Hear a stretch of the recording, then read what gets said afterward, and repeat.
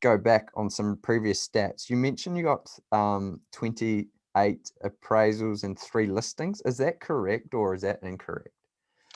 Look, it was correct at the time. I actually haven't analyzed fully and truly exactly what I got out of it. I know I got quite a lot of listings, and I'm still getting some of them. So I think the way I'm looking at it is I got, I think, about 100 to 110 leads for about 20 days, so 23 days we run the campaign, and some of them, I mean, I still keep in touch with most of them. So I think the main thing that I've learned from almost 16 years in real estate is real estate is about timing. Sometimes the timing might not be right, but as long as you create that relationship and keep in touch with people, and when I say keep in touch, for me, sending a newsletter once a month is not keeping in touch. For me, in touch is just to create that the trust and relationship to be able to get on the phone and say, "Hi Ben, how are you doing? What's happening? I haven't spoken to you in about a month and a half. Yeah. How is everything? How is the family? What's going on? Is there anything I can help with? Is there anything you'd like to know about the property market?" So that's keeping in touch. So it's not just I mean, I'm personally getting probably about 6 or 7 newsletters from agents here in my area because I'm subscribed to them, and Yeah. they know my email address, which is great. But it doesn't mean that to keep in touch with them. And quite often I click just delete because I hardly ever get a phone call or a text from them saying, "Hi Peter, how are you going? What's Yeah. happening?" Yeah. I just get the newsletter, and that's, for me, it's not keeping in touch. But if you create that relationship and the Yeah. trust between the person, and especially in the smaller places, I think Auckland, Wellington, Christchurch could be a little bit different. But once again, if you work within your own area and people get to know you and know what you're doing, I think that connection can stay for longer. In small areas, like for example in Gisborne, I like people to know me and to know what I'm up to, Yeah. and I like to know what they're up to. And it's actually a very small place. It's amazing how all the connections work. And sometimes you know about people anyway. So when you get that lead, we call it a lead, or some people ask a question or happy to get an appraisal or something like that. I'm looking at a little bit more, okay, well, let's say hi and see how I can help these people. So I think Yeah. that's probably the nuts and bolts of it. Yeah. Instead of actually, oh shit, I got a house to list. I better get that listing. Otherwise, I wouldn't reach my target for the month or the year. So it comes down to mindset and your approach. Is that correct? So you get a lead and you go, okay, I'm not seeing this as a listing opportunity. I'm seeing this as an opportunity to have a conversation and to build that relationship. Is that correct? Absolutely true. So the lead is basically an invitation to have a chat. And Yeah. and that could be about anything. I mean, primarily you would think that people are interested in the value of their property, and that's what you probably got the lead in the first place. But don't look at it as only from that point of view. Look at it as, I mean, I had for example, leads from your campaign, for example, people say, I had one lovely lady that I rang straight away, had a bit of a chat, and turned out she had cancer, the poor thing. And so she thought, okay, well, I'll have to sell my house because obviously I'm sick, things are not going well, get some money on the side, downsize, and start looking after myself. So I've been myself through similar experience. So we actually had a really, really nice chat. And look, I mean, I didn't end up selling her house. She didn't sell the house, but she recovered. She went through chemotherapy. She recovered. She actually still currently doing some renovations on her place, and she's putting it on hold and most likely will like to sell it towards the end of the year or early next year, once when everything comes back to normal. But having that, we actually established very good rapport and relationship, and every month, a month and a half, I'll say hi and how you doing and how Yeah. is everything going with the treatment? Are you okay? Is there anything I can do to help? And she is really appreciative. Turns out I'm one of the very few people that she knows in Gisborne that actually talks to her. So it's all about timing, and it's all about connection with people and what you can do to help. Don't look at it only from, I have to get that listing today. Yes. Um, Yes. so so So when so you, when you say doing appraisals, and how many appraisals, how many listings you got, and how many you've sold, I, I really struggle to put a number because I still have this ongoing relationships that I'm hoping they will probably turn up into true appraisals and listings and sales, but they're still in the pipeline. yeah, would you say though, just for people listening, that they might say that you have listed 0 properties from our campaign? That would be incorrect. Is that right? You That have would be less. entirely incorrect. I've listed and sold currently from your particular campaign. Uh, to be correct to date, probably 7. Yes. I have 7 listed properties and 7 sold. And look, I actually haven't counted the appraisals, Yeah. but I would say most of them are turned to appraisal. And depends once again what you qualify as an appraisal. So with the campaigner, I was a little bit ambitious, and I think I said I'm going to reply to people within 30 minutes. That's right. And that speed of transaction and conversation was actually quite important to me. And I think that was actually really, really good strategy on my part. I didn't know, I was a little bit naive. Out of this 100 to 110 leads, I think I managed to reply to everyone within 30 minutes, bar probably 3 or 4. But Yeah. what I did with these people, I would just simply, I wasn't available. A couple of times I was at the doctor's, and then once I was shopping or doing something else, couldn't actually go straight away. But what I did, I gave them a call within the 30 minutes and say, look, I've got your request. I'm definitely going to send you the property report, but it will be in the next probably hour or 2. Would that be okay? I apologize, I'm busy. And I'll tell you what, this is probably the ones that turn into listings pretty much straight away. Because Right.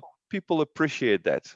But having that connection within the first 30 minutes, especially with something that you kind of completed online and answered a few questions, people kind of like, oh, that is actually real. Someone is actually doing something about what I asked. That's fantastic. Yeah. And would you say that, I don't want to put words in your mouth, but if you're willing to reply and get back to them in a reasonably promptly, and if you can't obviously produce the report straight away, at least you're touching base with them, is that kind of setting the tone of, how you would, if you were to work with them, go, wow, Peter is someone who is extremely responsive. He's a great communicator. And I think that's the type of person, if I was looking to sell, seems like a good agent to perhaps have a conversation with about kind of potentially selling with him. Would you say something like that? I will certainly do. I mean, there's a couple of ways that things are going. So, I mean, I think people are currently just getting bombarded with things coming online, and you often communicate online. You just check things online, you complete forms online and say, oh, I wonder what will happen here. And quite often you don't hear anything back or don't hear anything for, let's say, 2 or 3 days and stuff like that. So I think that there is a little bit of a probably hesitance when people actually complete these questions and have that request for someone to give them an appraisal or rough idea of what the property is worth on today's market. I mean, I think it's probably kind of like people looking at the 50-50. I wonder who's going to be calling me or who's going to be replying or whether they will or not. So when you get that initial reply, I think it builds a little bit more trust pretty much straight away. So for me, I mean, obviously, the way I replied to all the requests, first, of course, getting the property report is quite easy. It takes only about 5 or 10 seconds to do it. Through Property Pro, that's easy done. But before I send the property report, I did record a little short video with all my messages. Right. So there's a couple of things. First, obviously, creating that connection with the immediate response, but also putting a face to the name or face to whoever you're dealing with. So, and this little short videos about 5 or 10 seconds or 15 seconds, whatever, they will be pretty short and down to the point, but I mean, I'll be pretty casual about it. Yeah. I And what wouldn't would you care. say? I would say, look, thank you so much for your inquiry. I've just emailed you the property report. It's an only online report, so it might not reflect the true value of your property. I'm very happy to follow up. If you need some more information, I'll give you a call probably tomorrow or the day after. So I opened the door to give them a call. And I never had anyone saying no, we don't want we don't want you to call us. Yes. But he also puts a face, so they know that you know who I am. They can recognize. I mean, for me, it's a little bit different because obviously they have a very thick accent, so they know that that's the person they're dealing with, and they can recognize me straight away. Even if I call them, they know the accent is there. Yeah. And also, I mean, I would record wherever I am at the time. I could be out on the street, I could be in my home, I could be outside at the pool. So it creates a little bit more casual kind of and a relaxed atmosphere to have a bit of a chat of whatever they want to have a chat about. Yes. Yes. And whenever I call them, obviously I mean, I always introduce myself. I say, my name is Peter. I'm a real estate agent here. I've We could replied do to a you. role play if you want, just We to get. certainly Yeah, can. yeah. Yeah, So some certainly. people, new agents, are like, oh, what do I say on the call? So why not? Let's do a role play of how you approach it. That Give it a people crack. understand the tonality that you use, the words that you use, because it all matters. You know, when coming across on a phone call. Absolutely. I mean, I'm to be honest, Ben, I kind of I'm not a huge fan of following scripts, so I just basically do it Off the fly. whatever comes at the time. Yeah. And I think different people are, you know, will approach the situation differently as well. So you kind of have to adapt to what you hear on the other end of the line as well.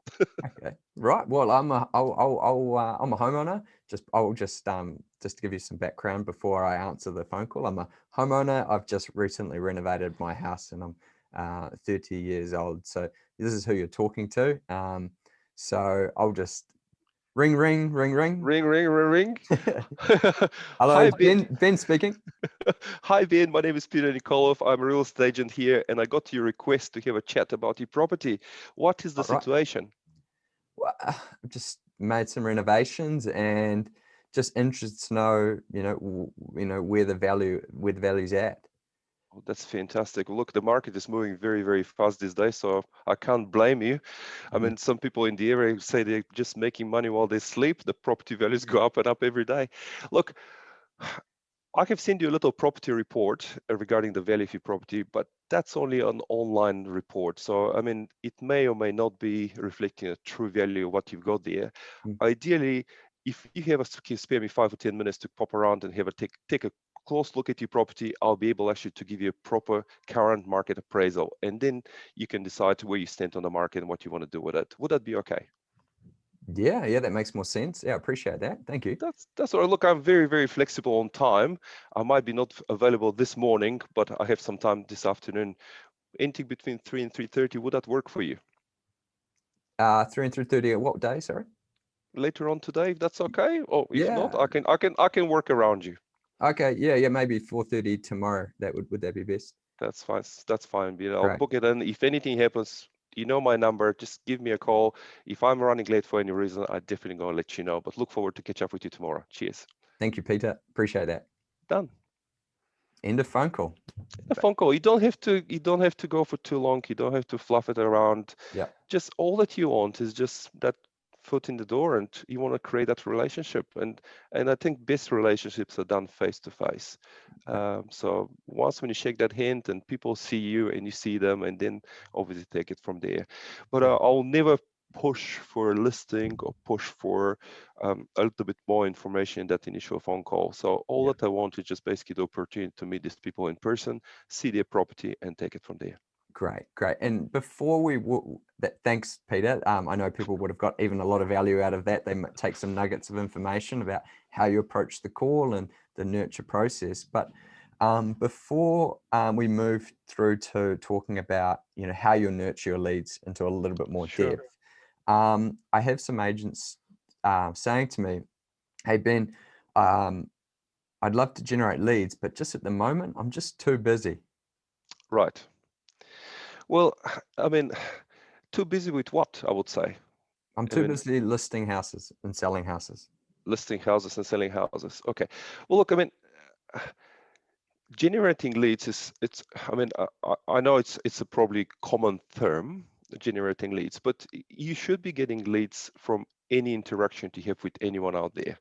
So would it be small or big place? I mean, what I'm doing is, it doesn't matter if I go to the pub and have a beer with people. It doesn't matter if I just meet someone in the shopping center. It doesn't matter if I'm just talking to people that I've just listed a property to.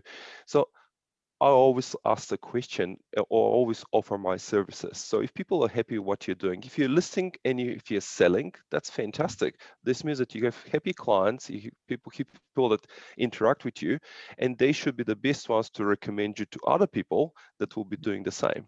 So you always ask, and the best basic lead generation is word of mouth.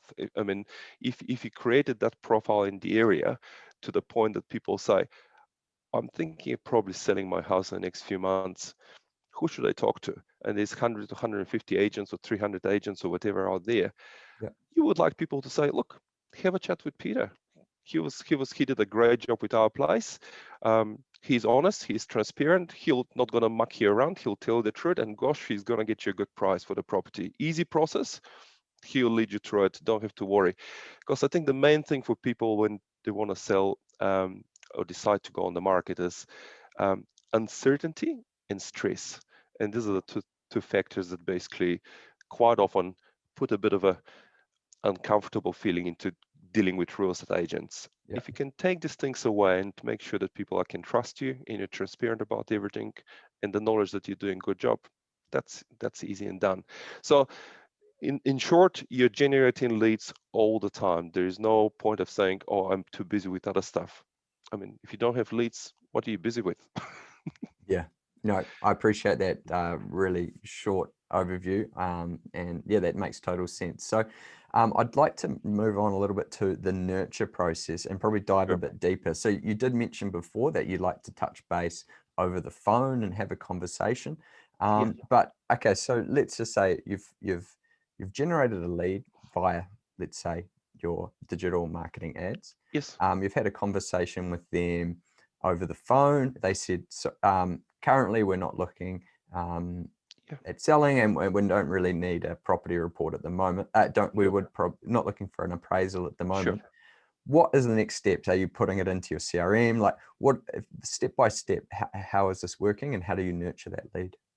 Sure, I do put it in my CRM. We actually use Rix for our CRM, which is I think is a fantastic system. And I put a little reminder. The reminders in Rix are just working a treat. They're fantastic.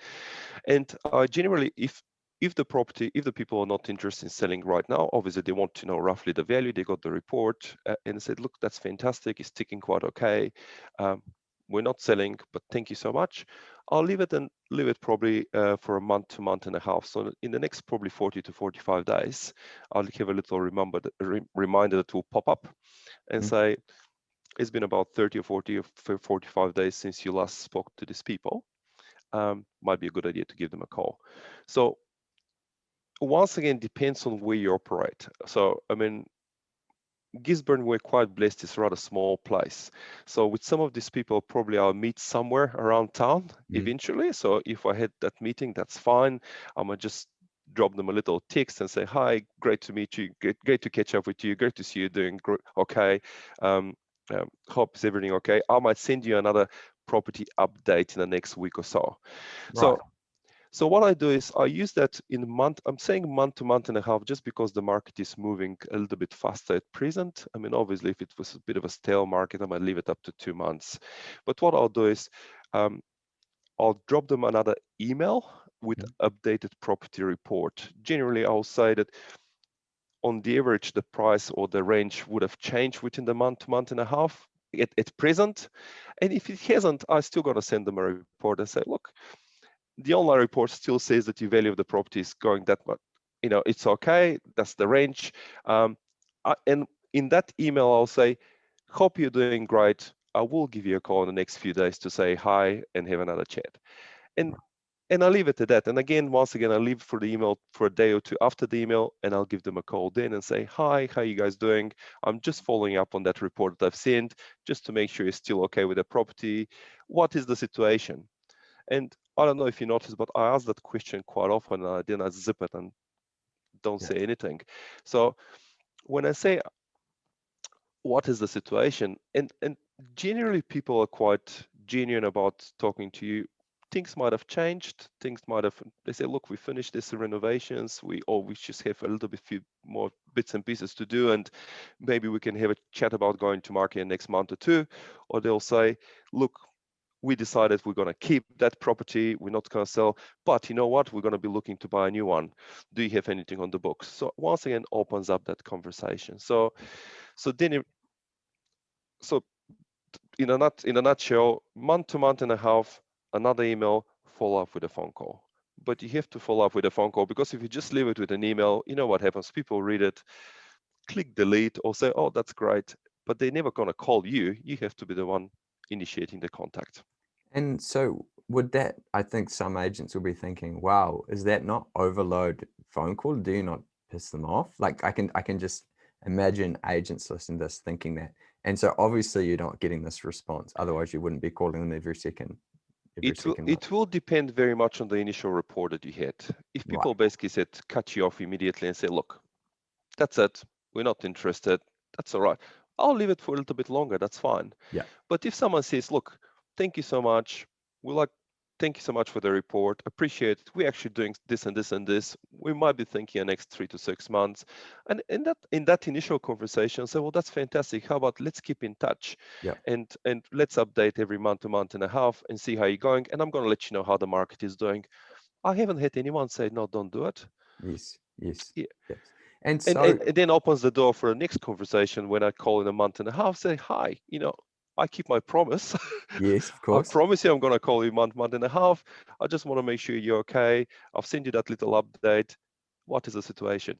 Yes, I got you. So you're saying, hey, I'll call you back in a couple of months or Yeah, a month and a half. And if they say no, thanks, not right now, you'll make a note. Okay, I'm not going to call them. yeah. And One I'll of the give it a things, bit longer. absolutely, absolutely. So one of the things that you've got in RICS, and I presume other CRMs will have that one as well. You have the three different colors that you can actually categorize clients with. The red, the yellow, and blue. Hot and cold, or Yeah. maybe. And you obviously put that one under the client's current situation. They might be cold completely and just don't worry about it, which means that, yeah, they're appreciative, they know where they stand on the market, but don't want any interaction at this point of time. That's fine. You have the maybes, that maybe or maybe not that you're still going to contact, and you have the hot ones with the red little button on the side saying, these guys are thinking about selling. Okay, they might be not ready right now, but in the next 2 or 3 or 4 months, they probably will. Yeah. So better keep that connection going, keep that relationship established. So when they're ready, I'll be there to be considered as one of the agents that maybe will Yes. sell the property. Yes. Yes. And that's actually a question that I've had. And the question was, how do you balance being proactive and top of mind without Yeah. harassing someone? So you've basically answered that question there, You, which is you great. have you have to be careful. I mean, absolutely. I mean, you have to be careful not to overload people with phone calls, emails, and contacts. Um, and But once again, it comes down to that initial relationship that you establish with them, with people. So if people want that connection, and that's perfectly fine, Mm. that's okay. But otherwise, I mean, if you are professional at the end of the day, you don't have to come across as someone desperate for the listing, Yes. but desperate to establish that connection, relationship, and rapport with the client so they can trust you. So when the time is right, they'll come to you as one of the people they want to deal with. Yeah. I mean, I'm never presumed that I'm going to get that listing. I always open it to other agents as well. I'm not the only one that's doing that sort of type of work here. And I Mm. tell people, I say, well, look, I'm just one of many, but I want to have that relationship established to the point that they trust you and they'll consider to talk to you when the time is right. Yes. Yes. Yeah. Okay. No, thanks for summarizing that. Just before we kind of move on, are there any other methods or channels that you use to nurture those leads, or is it basically just your phone call follow-ups? Look, depends. I mean, some people look for some elderly clients, for example, that God bless them. Many people actually love the internet and love getting the online reports, but many of them still like to read like something printed Yes. paper. Yes. What I do, I still do print the reports and I'll drop it off personally. All right. So I use that one as a connection as well. So for example, in this month and a half or 2 months later, I might just print the report, put it in a nice envelope with my card, and knock on the door and say, well, hi, John and Jenny. How are you? I haven't spoken to you in a while, and I remember last time you told me that it might be a bit tricky getting these emails and opening the attachment, so I decided just to drop it off for you. This is your updated property report. Yes. If you have any questions, let's have a chat and catch up again for a cup of tea. Love it. So there's no problem with that. I mean, you're not intruding in anybody's privacy. If people are not at home, I'll drop it in the letterbox, and that's okay. And I'll give them a call later on and say, hey, look, I took the liberty to drop off the report in your letterbox. Hope you got it. Mhm. What do you think? What is the situation? Yeah. And have that connection again. So Yeah. people appreciate that extra thing. But I'm I know there's lots of other methods. I know there's the old story of remembering people's birthdays and dropping them a line and sending them thank you cards and stuff like that. That's okay. Just deal with the situation the way you think is right, the Yeah. right approach for that particular client. Some people prefer it, some people hate it. So Yeah. Just give it a crack and see what happens. Yeah. No, Peter, thank you so much. And every interview I have with agents always have a different process about how they follow up. And Sure. so it's really awesome to hear those. Oh, So mate, we all learning, mate. We're all learning, and the good thing about real estate is you have to try different things at all times. I quite often compare it to fishing, and with fishing you have hooks and you have bait, and sometimes certain baits work, sometimes they don't. So you have to try different baits, yeah, so at all times. So don't be afraid to try new things. yeah. Yep, that's great. And well, actually two more things. Mm. One is just around time management. So I think agents are thinking, holy heck, you're calling someone so often. That must be extremely time consuming. How do you manage your time so you're very efficient at doing that? I keep my phone calls very short. I generally don't go for more than, let's say, 3 to 5 minutes tops. Yeah. I mean, for me, the important interaction is not over the phone; it's actually face to face. Mm. So the phone calls I use not to kind of discuss things too much or to establish the rapport. I use it to make the connection and to open the door to meet people in person. So Yeah. so from time management, if you're spending more than 5 to 10 minutes on the phone talking to one person, well, good on you. But for me, the important interaction is face to face, Yes. and specifically with me because, as I said before, I've got my accent, and Yeah. people are kind of like a little bit adverse to people calling them with an accent. Yes. Okay. I think I think they have to see you in person to basically to create that more trust and connection. So for me, call people very shortly. Don't make it too long. Just open the door. And the other thing is, I never or try not to leave messages. Right. Oh, interesting. So there is no point leaving a message. I discovered over the many years in real estate, Yeah. people hardly ever call you back anyway, Yeah. and you just wasted that connection opportunity. Right. Because if you read a message once, what happens next time when they don't answer? And next time when they don't answer, you leave another message, and and that's where people will start feeling harassed. Yes. So you don't want that. So if people don't answer, don't worry. I don't leave a message, I leave it. And what happens is 9 out of 10 times, people call back because they see my number. I never use a private number. I use my own number. Mm. People will call you back and say, we missed a call from that number. They probably don't know who you are. Mm. Perfect. Great. That's what I want. I want to talk to you. Hmm. No, that So makes total sense. yeah. Awesome. Thanks, Peter. And just one last question for this is for the agents out there who are working for agencies that have a lower fee. Yes. And a lot of them are asking, hey, how do I deal with the perception that low fees means poor service or, less higher, you know, Right. price? Well, I'm blessed to work for one of these agencies. So Mm. I get that one sometimes. And I think the easiest thing to overcome it is to explain it in very simple terms to people what you do and why you're doing it. Yeah. So for example, our fee, for example, is only 1.5% plus GST. So roughly on the average, half of what other agencies are charging. So we certainly a low agency fee. So what I say is, look, it might seem like a low fee, but there are lowers out there. But actually, the reason we're charging it is, for example, for us, it's easy to explain. We actually don't have the overheads. So, so if we did have the overheads, definitely we'll charge it pretty much the same what everybody else is charging you.